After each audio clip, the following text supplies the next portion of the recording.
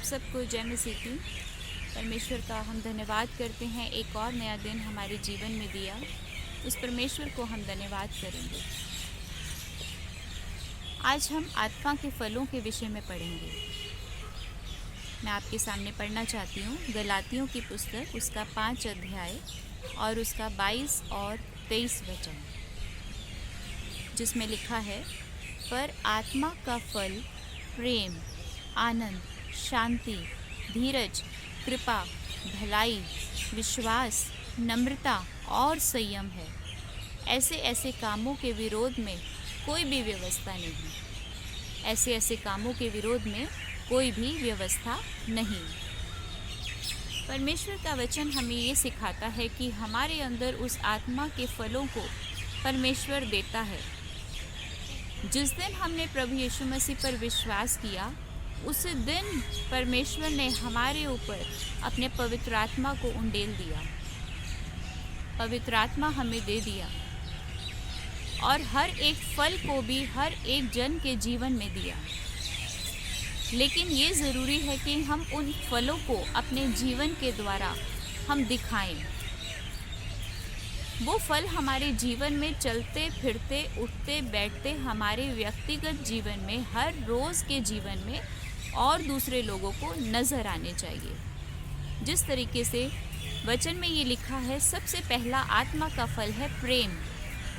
अगर हमारे हृदय में परमेश्वर का प्रेम नहीं है, जिन लोगों के बीच में, जिस परिवार में परमेश्वर ने हमें रखा है, उन लोगों से हम प्रेम नहीं करेंगे, तो वो आत्मा का फल हमारे अंदर नहीं है।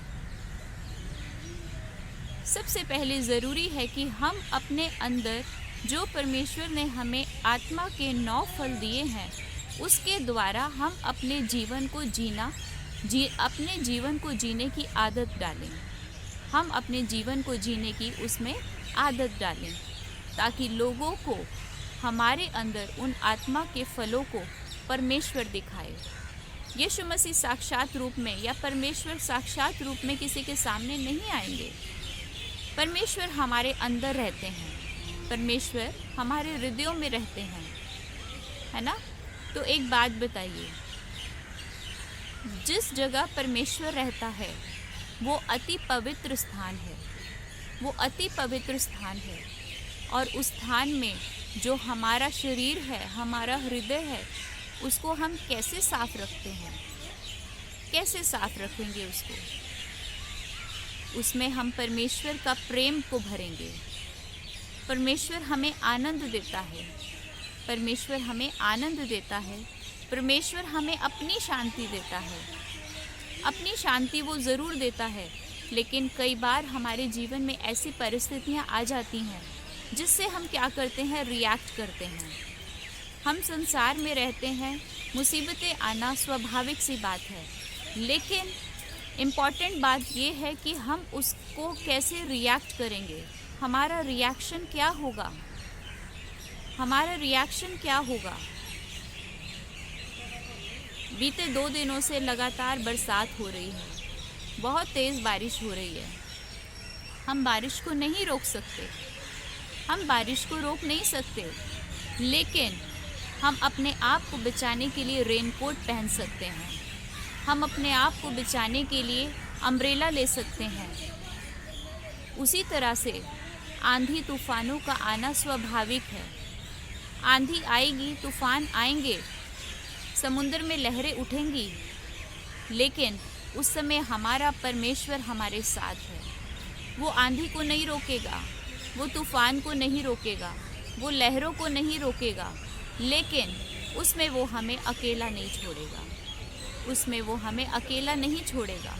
कई बार बहुत सारी चीज़ें ऐसी होती हैं जो हमारे जीवन में उसी समय पूरी नहीं होती, जिनको हम बहुत पहले से मांग रहे होते हैं। वो क्यों नहीं होता?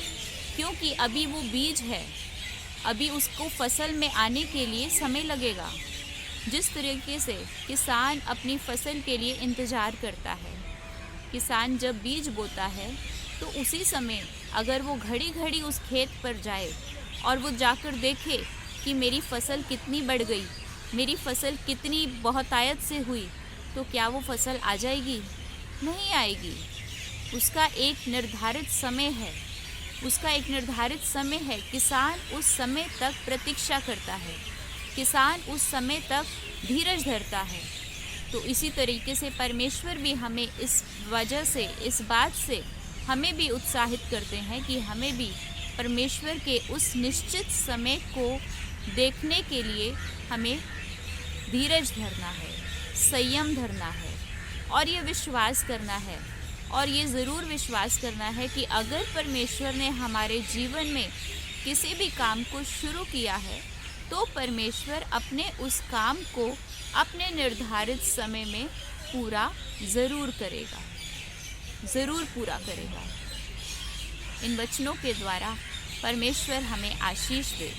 सबको जय मसीह की।